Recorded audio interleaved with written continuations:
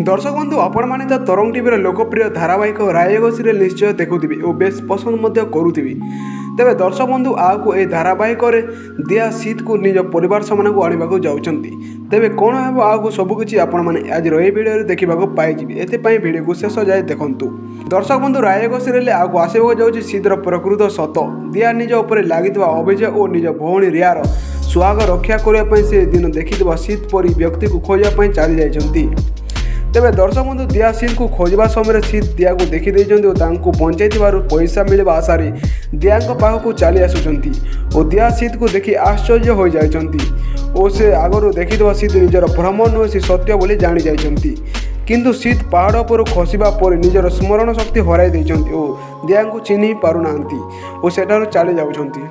तो दर्शक बंधु आपण माने कौन लगुच दिया सीत और रिया को पुणी थे एकाठी करें कि ना और निजक निर्दोष सब्यस्त करेंगे कि ना आपण मैंने कौन लगुच कमेंट कर निश्चय जानतु और आपण मानक वीडियो भल लगे वीडियो को लाइक करने सहित आम यूट्यूब चैनल को सब्सक्राइब कर दिंतु।